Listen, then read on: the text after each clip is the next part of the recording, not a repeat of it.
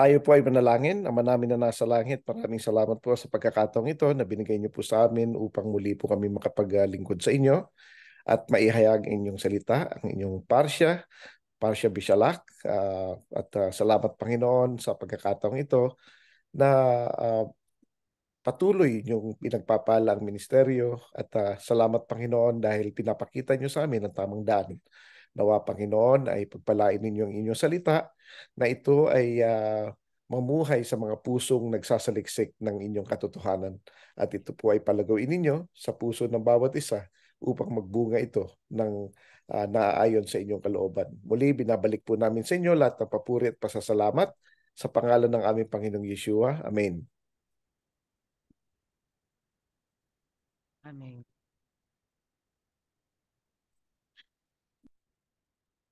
Amen. So, Parsha Bishalak.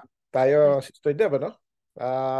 Ito yung ng pinakawalan na ng Parsha. Parsha Bishalak. Nung pinakawalan na ng mga Mm. ni Pharaoh yung mga tao. Exodus chapter 13 verse 17 hanggang chapter 17 verse 16. So ito na yung nakaalis na sila pagkatapos nung sampung mga unos o plagues, no, na ipinadala ng Panginoon sa mga Egyptians at kay Pharaoh dahil sa ayaw niyang pakawalan ang mga Israelitas, ano.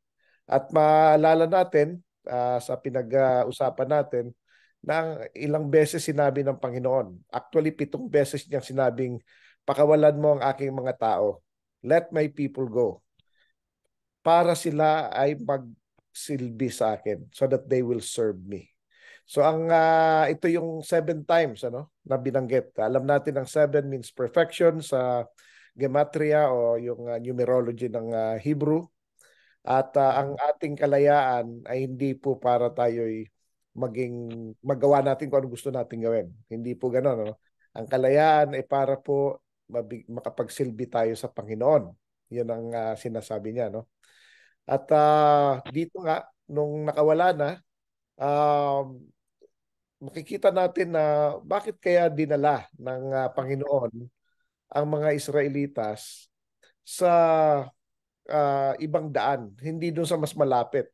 Yung daan na papuntang Philistines, no? Mas maiksi yun eh. Oo. Ngayon ang Mas sabi, malapit.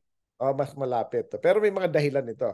Ayon nga sa Exodus chapter 13 verse 17 to 22, sabi ng ang malapit nga yung Philistines, pero baka magbago ang isip ng mga tao pag nakakita sila ng giyera. Yan, no? Yan ang una, no? Actually, merong 7 puntos yan, Sister Deb, no? Mga kapatid, mga kaibigan.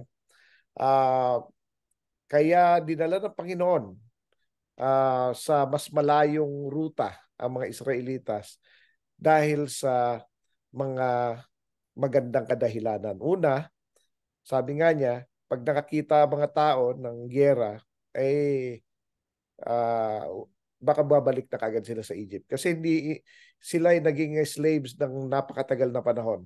Hindi sila mga warrior, hindi sila ready. No? Yan ang una dyan. Ano?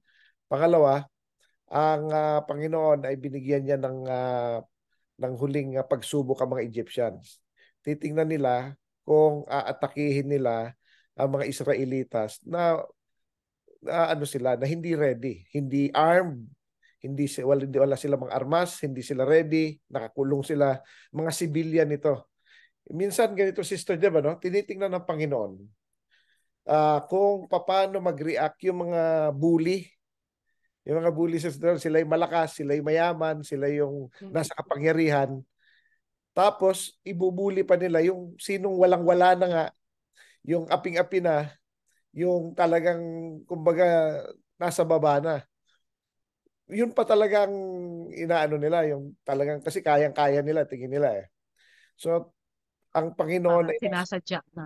parang kumbaga nasa, Brother Richard, uh, mapapansin, hindi siya, kumbaga, hindi nagbabago hanggang ngayon na kung sino yung meron, sino yung may kakayanan at may power. at i-under yung Oo. mga lalong na Kaya nga ang Panginoon sabi niya ang kanyang ang kanyang attention nasa mga naapi, nasa mga mahihirap, nasa mga widows, nasa mga orphans, mga fatherless, no? Pati nga sa mga workers, sabi niya, kapag hindi mo, pag yan umiyak dahil hindi mo binigyan ng sweldo, yari ka. Yari ka. Yun ang ano dyan eh. Yun ang nakakatakot doon. So anyway, ito, makita natin na sinubukan ng Panginoon. Kung, ito mga bully ba na ito sasalakayin nila yung walang-wala talaga. No? Yun ang ganun. No? Tapos, ito rin, tinitesting din ng mga ng Panginoon, ng mga tao niya, ang mga Israelitas, kung sila isusunod sa kanya. Kahit hindi nila alam kung saan sila dadaan, dahil para masubukan ng kanilang pananampalataya, no? Makita kung talagang naniniwala. Kasi madali lang magsabi sa Sister Deb na naniniwala pero hindi naman talaga sumusunod. Oo. Pero napansin nila, Brad, yung medyo sinumbatan nila si Moses. Oo, Bakit mo kami dinaan dito sa mas oo, malayo? oo nga. Imbes na doon sa shortcut sa Oo. malayo. Gusto mo ba Minsan, kaming mamatay dito? At yeah, least sa wilderness. At the same oo, time, Brad, napansin ko doon oo. na dahil ba walang libingan sa Egypt, Mass sa grave. Mass Ehipto, grave. so doon ko lang napansin na ang mga Egyptian, wala silang grave. Oo. Iba Oo. ang klase ng grave yata ng no, ng mga Egyptian. Sinusunog sila eh. Yung Okay. tawag So, yung kaya pala. Kaya walang uh, natitira. walang tapos nagiging alikabok na sila, yung inaano na lang sila, no. Oo. Pero Tapos meron din ang mga yung may yung mga mga posisyon, yun ang nakaano sila. yung mga hari, yes. Yun, Yung mga yun, no. hari, Hari tsaka Brad, mga sila elite. lang ang sila lang yung May inaano, may kabaong yung naka-mummified, pinipreserve. mummified sila. Ah, Yan, pala. yun, So, yan na isa, no? Tapos dito rin gusto rin ipakita ng Panginoon na kung anong gagawin niya. Sabi niya, ipapakita niya yung kanyang kaligtasan ng hindi pa nakikita kahit kailan, Tapos pang-anim, First time. first time, Tapos ang pang-anim, gustong inaano niya parang um, inakit niya yung mga Diyos-Diyosan ng Egypt para ma-trap din sila, para mahusgahan na rin sila. Kasi sabi ng Panginoon, I will judge the gods of the Egyptians. So, kaya after ito yung battle ng Sister Reb. Ito hindi natin na nakikita. Wala na sa wala na sa Exodus, Ah, pero behind the scene ay ando doon ang mga gods ng Egyptians. Tapos ando doon din ang angel of the Lord, ang Panginoong Yeshua. Kaya may mm. battle na nangyayari eh. Minsan tayo ang nakikita lang natin, siyempre, kung ano lang nakikita natin, hindi natin nakikita kung anong ginagawa ng Panginoon in the background. Akala natin pinabayaan na tayo, pero nakikipag-away siya para sa atin eh. Nakikipaglaban siya. Busy siya sa pakikipaglaban. Akala natin pinabayaan, Ayun. So, Sumingit na po. yan. Tapos ang pangpito, pinakita dito na um, ng Panginoon na ang Wala kanyang ka, Brad, hindi ka naririnig. ah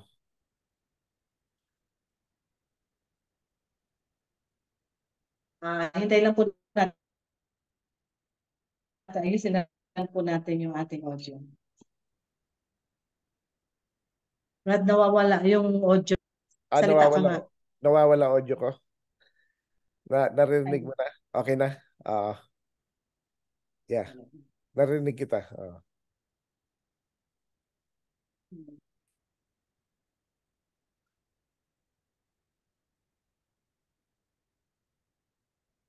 Madali lang, Brad. Start ulit tayo. Ah, Pwede. ah. Okay, so yun nga, yung pangpito ay pinakita ng Panginoon ng kanyang kapangyarihan, kung anong kakayanan niya.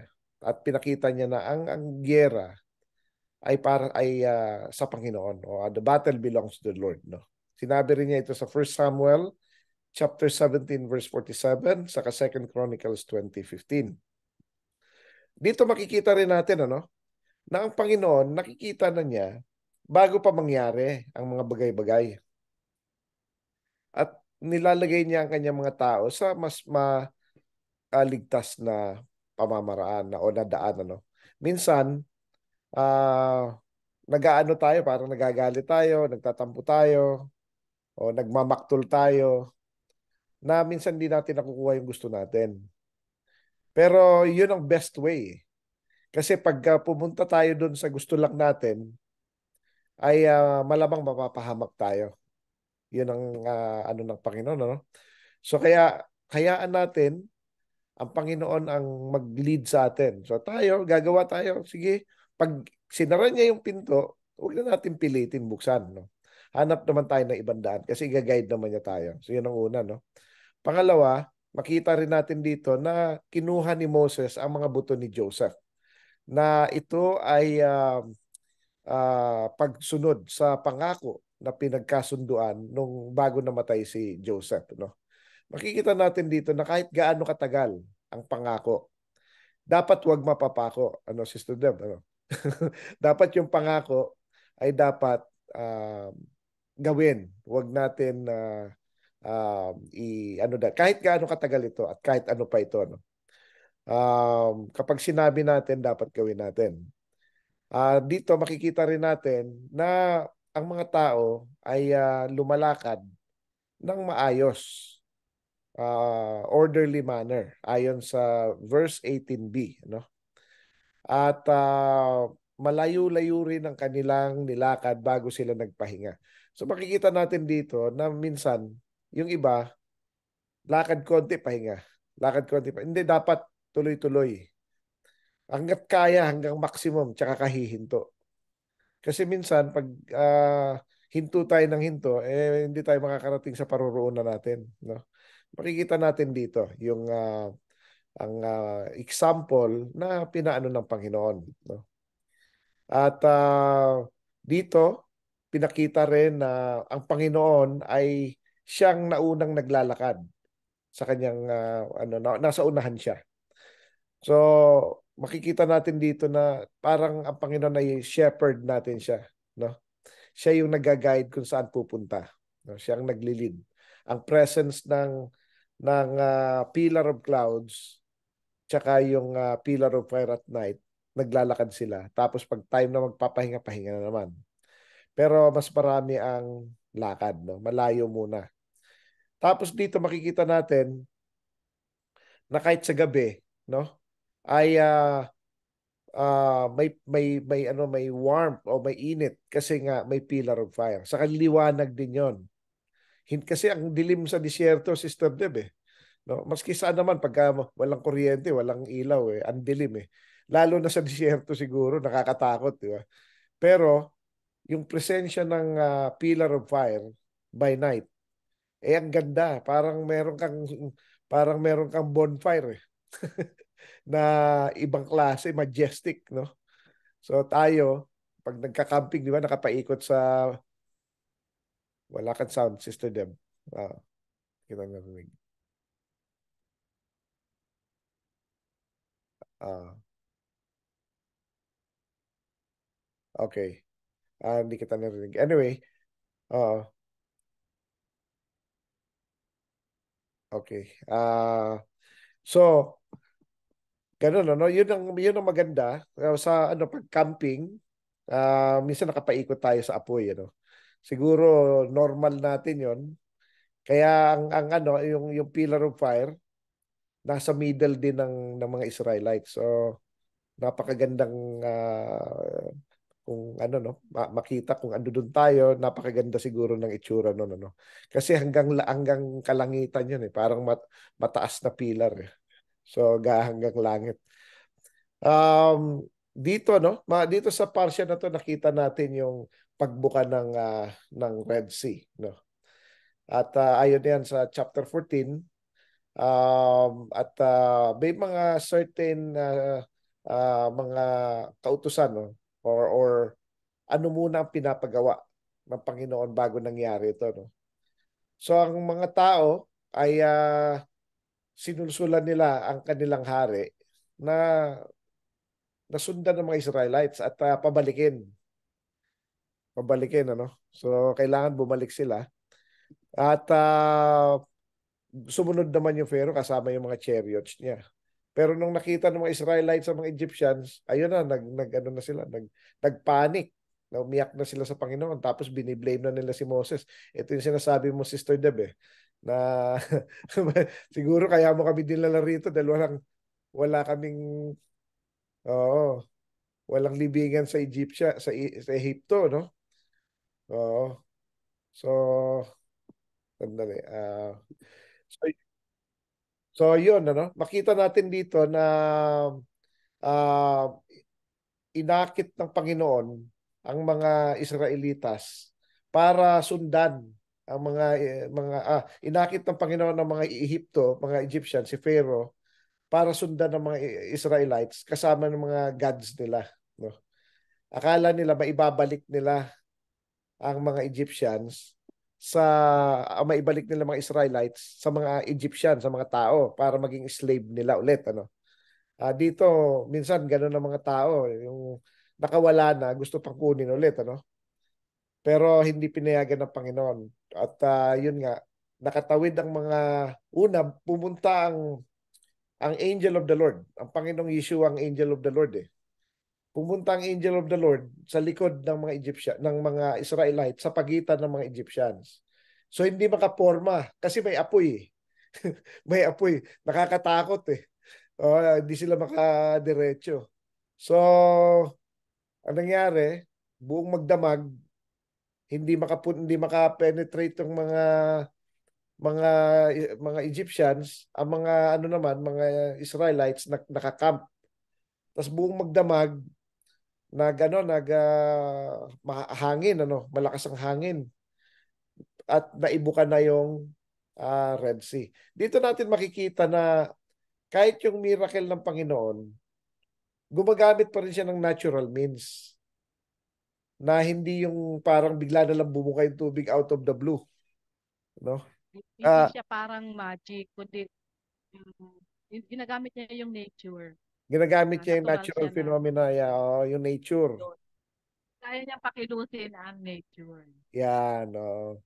So, ginagamit niya yung mga ganon para magawa yung kanyang will. Hindi mga magic ang ano yung minsan ganun ang gusto natin. Now na, Lord. Now na.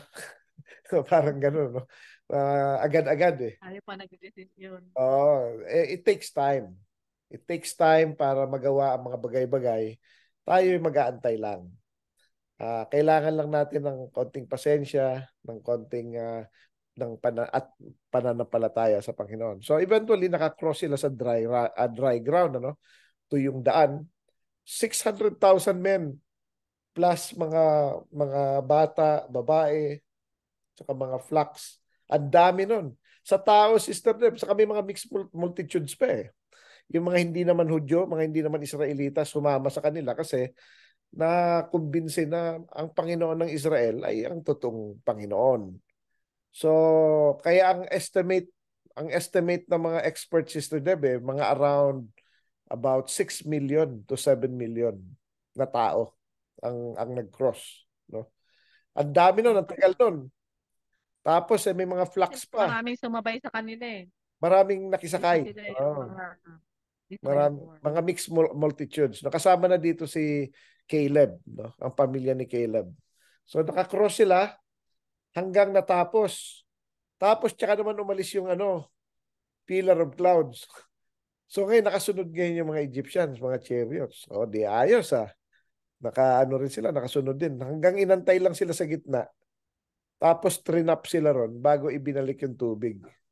So namatay lahat ng mga chariots, ng mga Maalala natin, ito ang pagiganti ng Panginoon sa mga Egyptians nung ang mga batang lalaki ng mga Israelitas ay pinatay, no? Yun ang tinapat niya. Yan ang katapat. Yung ipapatay ng Pharaoh noon yung mga lahat ng mga lalaking Kaya mga namatay din, mga lalaki rin. Mga lalaking Egyptians. mga firstborn pa nila. Mga, hindi actually nun kahit sinong, kahit hindi firstborn, si Moses nun, hindi firstborn eh. Maliban pa doon sa firstborn, yes, oo. Yung doon sa ano, Yung yung sa 10 plagues, yung pang bago sila sampung lumaya, bago di ba lumaya, puro iba ano pa yun yon. sa during the Passover. Iba pa yon.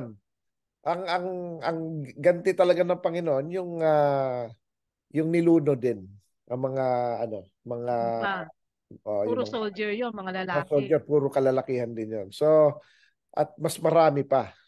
Mas marami pa si Tingin ko ba, madapatay. tingin ko, ano yun natin, ano natin yung mga edad ng mga soldier, almost ka ano rin ni Moses. So yung mga time na yun, siyempre mas maraming lalaki na mga Egyptian. Sila rin Marami yung mga naman Egyptian, yun, no? binawi ng Panginoon yung Binawi din ng ginawa Panginoon. No? Kasi niya. sabi ng Panginoon, vengeance is mine, saith the Lord.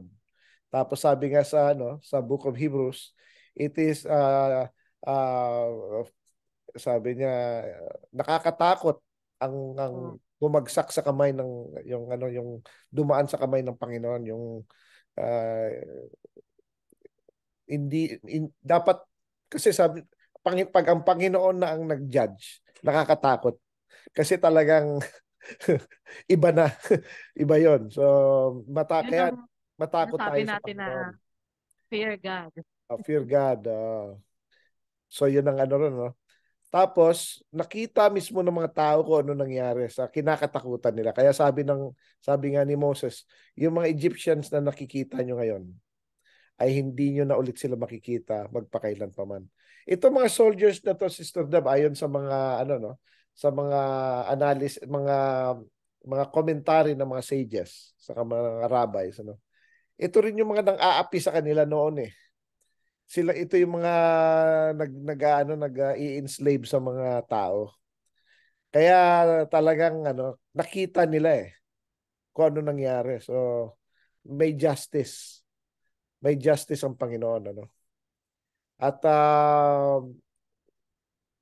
ganun ang ginawa ng Panginoon. So dito dito nagkaroon ng Song of Moses, Sister Deb, yung Mm. isa dito yung part dito yung Mika Moka na kinakanta natin madalas. Who is like thee, O Lord? No one is like Dito thee. galing yung lyric ng Mika Diyan Moha. galing yung lyrics, yung Mika Moka na kanta, no? So, who is like you? No one is like you. Sabi ng makikita natin yan. Ngayon, ang yung Song of Moses, actually mahaba yon, pero may mga pointers na makikita natin dito. So, may mga at least 10 points ito, no? Una, dineclare dito yung tagumpay ng Panginoon ayon sa verse 1 ng chapter 15. Tapos pangalawa, ni-reveal dito ang identity ng Messiah. Contrary kasi ang English version, Sister Deb, hindi makita doon eh. Uh, ang translation niya sa English version, sabi dito, sabi dito, see the salvation of the Lord. Tingnan nyo ang kaligtasan ng Panginoon. Pero pag tiningnan mo sa Hebrew, ang nakalagay, et Yeshua Adonai. Yun ang nakalagay. You are salvation. Et Yeshua Your Adonai. salvation is your salvation. Translate na salvation. Pero actually, pinakita doon kung sino anong pangalan ng angel of the Lord. Ang pangalan ng angel of Yung the Lord is et nag-save sa kanila. Yeshua Adonai. Si Yeshua, no? Kaya alam natin na siya yon. Tapos dito, pinakita rin dito na ang Panginoon is a man of war. Minsan ginagamit ito ng mga tao na parang yan, tao lang daw. Hindi tao, ano siya eh. It's parang ano ito, parang descriptive or title. Pag sinabing man of war, ibig sabihin warrior. Hindi necessarily naman. Hindi necessarily na tao. So dito pinakita dito na ang Panginoon ay man of war at hindi lang God of love. So meron siyang isa pang title. Pag sa kalaban, man of war siya. Pag sa mga tao niya, God of love siya. Yun ano. Tapos dito, makikita natin ang position ng Messiah na nasa right hand of God. Verse 6. Doon pinapakita rin sa Hebrew, no? Sa Hebrew doon yung ano raw, yung salvation of the Lord is in his right hand. Pero yun nga, et Yeshua Adonai ang nakalagay doon, ano. Again, pag-usapan na natin to. Ay, hindi, before that pala, ang panglima, dito ay pinakita sa Song of Moses, ninarrate o kwento kung paano niya in-overthrow or tinalo ang mga kaaway. No? Tapos, pang-anim, pinakita dito na walang ibang Panginoon sa mga kaysa sa mga Diyos-Diyosan, ano? So wala silang panama. Hindi sila comparable sa Panginoon. Tapos dito sa Song of Moses din na to, pinakita na ang Panginoon ay iniligtas niya ang kanyang mga tao, ang mga Israelitas. Ano? Tapos, pangwalo, pinakikita rito na pag narinig ito ng mga kaaway ng Panginoon o kaaway ng mga Israelitas, natatakot na sila. Kaya yung Song of Moses, kakantahin din ito sa end times ulit, no? Kasi pag narinig ng kaaway ito, naninervyos na sila, alam na nila kung ano mangyayari sa kanila, no? Tas dito sa pang siyam, ano, na punto sa Song of Moses, na merong permanent dwelling ang mga anak ng Panginoon na hindi gawa ng kamay ng tao. So dito pa lang, which is in verse 17 yan, chapter 15, pinapakita na hindi ito New Testament teaching lang na may ano may kingdom or Salvation. ano na not made by human hands, no. Sinabi na ito noon pa na ang merong dwelling, may permanent dwelling ang mga tao ng Panginoon na hindi gawa ng kamay ng tao. So sinabi na yan noon pa, no. Tapos dito sa pangsampu na Naalala ko, Brad, na nabanggit ng Panginoong Yeshua na in my Father's house are many rooms. yan, Yun na ba yun? yun, and I will go ahead of you and prepare a place for you, sabi niya. Tapos actually, sinabi rin ito, nakita Amen. rin natin sa Book of Revelation to, sinabi rin sa Book of Ezekiel ito. So, laging ando doon. Hindi siya New Testament teaching lang, ano. Kasi consistent ang theology, consistent ang promise, Siya sa Torah. consistent siya sa Torah, no. At dito ang pangsampo na message sa Song of Moses na ang Panginoon ay magre-reign o siya ay mamamahala ng magpakailan pa man, no. Yun ang ano rin. So yun ang message ng Song of Moses, yun ang 10 points, no.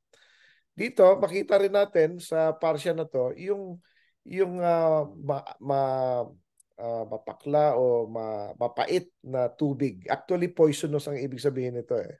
Hindi kayang inumin kasi poisonous, no? Na naging sweet. No? Nung pumunta na nga sila ron, nagrereklamo sila dahil wala silang tubig. Sabi ng Panginoon, ba't ka ba, bakit ba't akong inaano mo, sabi ng Panginoon, ano? Gawan mo paraan. Tinuruan siya ng Panginoon. Pinakita sa kay Moses na may isang klasing puno na kapag ka itinapon mo yun doon, magre-react. Magiging drinkable yung tubig. So, may chemistry may chemistry lesson pa ang Panginoon eh. May cleansing effect yung puno. Oh, ano yan Could be parang yung kanyang mga may catalytic or chemical reaction yung puno na yon na pag napunta doon sa tubig na yon yung poison or yung pakla o ano pait ng tubig ay mawawala. kaya niyang Magiging matamis. i-absorb. Kaya niyang Ah, ibahin ng chemical reaction. may may nakita lang ako, Brad, Oo. na yung binanggit na mapait yung tubig. Yes. So, related din siya sa darating ang panahon na sa Revelation na papapaitin niya yung tubig.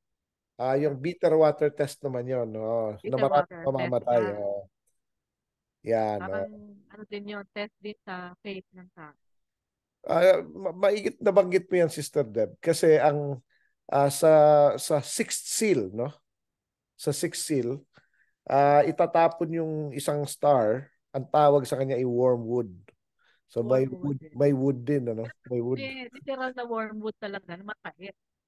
Mapait 'yon. Pangit Siya yun sa naman ang nag-cause ng Deuteronomy. kung itong puno na ito, itong ginamit sa Mara ay naging matamis yung yung tubig. Ang wormwood naman, siya naman yung nagpapait sa tubig na nag-cause ng kamatayan ng mga tao. Oo. So opposite sila. Opposite So makikita natin dito na siguro ito yung types and shadows ng Panginoong Yeshua, na yung puno na inilagay doon sa tubig, na kapag siya ay nilagay doon, ay magiging sweet. Kapag nasa atin ang Panginoong Yeshua, magiging sweet tayo. Noong una, mukha tayong bitter. Mukha tayong parang ginusot ang mukha natin at parang hindi tayo maayos. Pero nang pumunta sa atin ang Panginoon, ay naging sweet na tayo. Kaya dapat daw maging sweet tayo. Oo, pagka para tayo sa ibang tao din, Para makita, sabi nga ng Panginoon, let your light so shine before men that they will see your good deeds so that they will praise your heavenly Father in heaven. So, yun po yun, Pwede masungit. Hindi Oo. tayo dapat Oo. masungit. Pero kung ang isang tubig ay napuntahan ng demonyo, ng diablo, which is yung wormwood, pumait, nagkukos naman siya ng death. No? So yun na. So pipiliin natin kung sino papupuntahin natin sa atin. Ang Panginoon o ang kalaban, di ba? So yung wood na nagbibigay ng tamis o yung wood na nagbibigay ng pait. Yun eh. Um, Kaya ito yung mga lesson makikita natin. So again, dito makita natin dito sa Exodus chapter 15 verse 25 to 26 na nung tinest niya ang mga tao, at nung sinabihan niya, sabi niya, ibibless niya ang mga tao at hindi sila magkakasakit ng katulad ng mga sakit na nakikita nila sa mga Egyptians. Una, kung pakikinggan nila ng maigi ang boses ng Panginoon. Yun ang unang-una.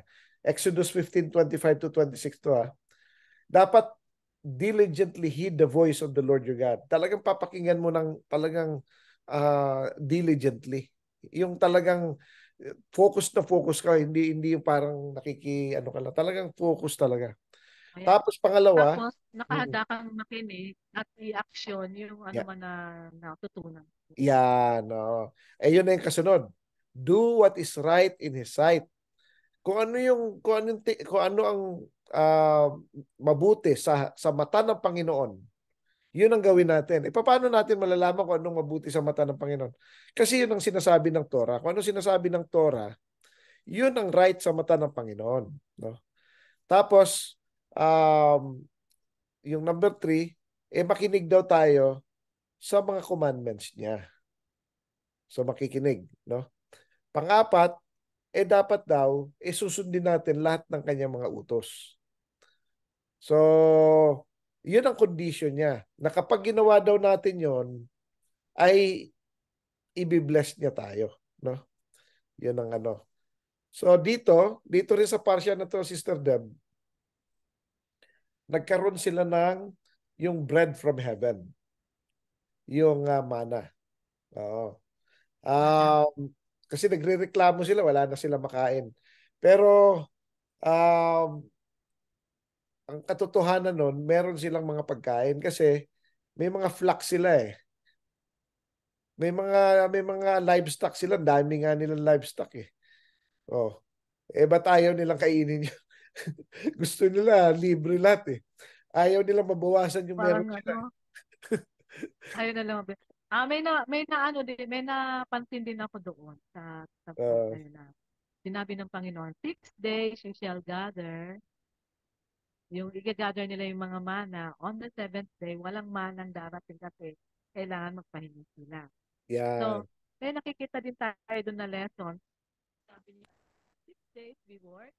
On the seventh day, hindi na natin kailangan magtrabaho kasi sabi niya, kailangan natin magpahinga on the seventh day. Hindi natin kailangan kumita o umisip lang saan naman kaya ako kung kumbaga sa ano, kailangan, ano, sayang yung araw, wala akong kinita ngayon. Oo. Ang seventh day talaga tinalaga niya para sa Makapagpahinga. kapahinga natin, hindi tayo nag-iisip ng kung saan tayo kukuha ng pagkain na naman. Dahil Yan. nandun yung kanyang utos na on 6 days talaga dapat paghandaan na natin. Para Yan. on seventh day, meron talaga. Pinagpapala ng Panginoon yung mga taong sumusunod sa kanyang utos. Kung magtrabaho tayo ng 6 days, talagang hindi tayo kukulangin on the seventh day. Kasi pangako naman niya yun eh. He will provide. Yan. Oo. Yan ang ano dyan. Sa dito makita natin dito na ano na ito yung bread from heaven, ano, Lachamin Hashamayim.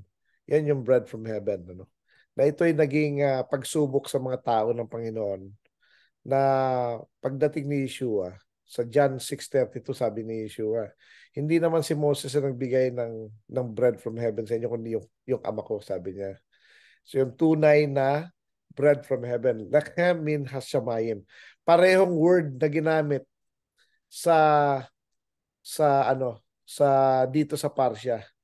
Lachamin Hashamayim, bread from heaven, which is yung mana, no. Ito rin yung ginamit ng Panginoong Yeshua nung nakipag-ano siya sa mga Hudyo, no.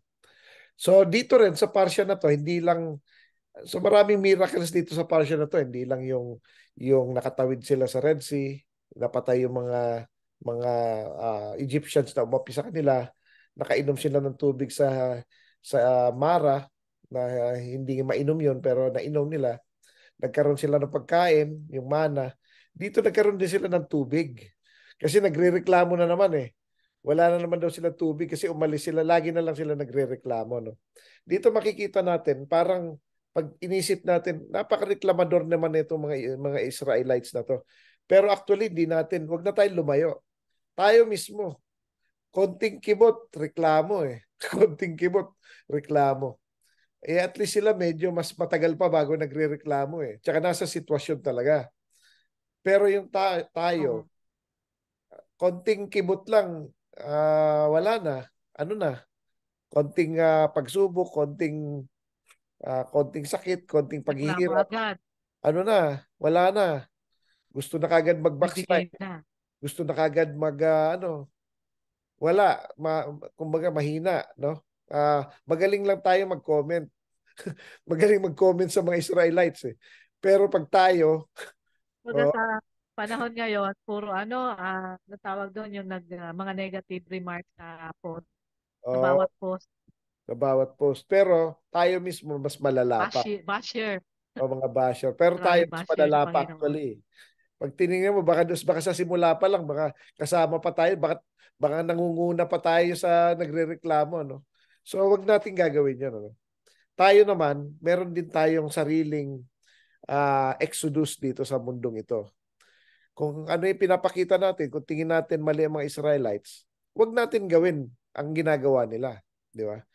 Pag may pagsubok, merong kahirapan, may kulang, merong hindi ibig sabihin na pinabayaan na tayo ng Panginoon. Minsan, kailangan natin magantay, maging mapagpasensya, maging uh, maging pagtiwala lang. Hindi naman lahat ng Israelites, Sister Deb, nagrereklamo eh. Sila Joshua, sila Caleb, hindi naman sila nagrereklamo eh. Oo nga. Marami rin Sino yung yung mga nagrereklamo. prominenteng tao sa mata ng Panginoon? Sila yung mga hindi reklamador. Si Moses nga Diba? mismo, si Moses pa may sariling tubig ba? May sariling, siya nga, grabe ng trabaho niya eh. Wala rin siyang tubig, pare-pareho lang eh. Si Moses pati, Sister Deb, ito yung mga Israelites, may mga flock, may mga herds, may mga ano. Si Moses walang baon, staff lang eh. Nakikikain lang siya pero hindi siya nagrereklamo, di ba? Sila Aaron, sila Caleb. So, dito, makikita natin na pag hindi reklamador, eh may pupuntahan. Pag reklamador, eh may pupuntahan ka rin dahil nagagalit ang Panginoon. Kasi parang, kumbaga, ang inaano mo, ang kalaban talaga natin pag nagreklamo tayo, ang Panginoon. Kasi parang kulang pa yung binibigay niya, eh sa dami ng binigay niya, kulang pa rin, no? Kaya wag po tayong ganun, no? Wag natin gagawin yan. So, Sister Deb, wala na yata tayong oras, ano? Medyo kinapos tayo sa oras. Okay, so ano na tayo? Time check tayo. Sakto na po. Uh, Hindi ko na babanggitin yung oras uh, kasi uh, ilala natin to mamaya sa kabilang station. okay. So, napakaganda po ng natutunan natin ngayon sa Torah tungkol po sa paglabas ng mga Israelita sa pagkakailipin, pagkalaya nila mula sa pagkakailipin ng mga Egyptian. At the same time, doon napatunayan na sinabi ng Panginoon, let my people go. Kaya talagang siya na ang gumawa ng paraan upang makalaya ang Israelita. At may mga, kahit pala tayo makalaya, makakaranas pa rin tayo ng mga something like, natetest pa rin yung ating faith, kung ano yung turing natin sa Panginoon. Nandiyan nawawalan tayo ng takot na magreklamo, minsan, inaano natin yung sitwasyon natin, isinisisi natin sa Panginoon. And yet, ah, hindi nagkulang ang Panginoon na kahit di tayo magsalita ay tunay na nakaalalay siya sa atin bilang mga mananampalataya ng Panginoon. At ang ating pong mga lessons ngayon ay ipopost po natin sa Facebook page, Light of Messiah Sorsogon Ministries. At abangan na, pwede din po natin balikan yung ibang mga nakaraan pang mga lessons kung saan marami tayong matututunan doon mula sa Torah.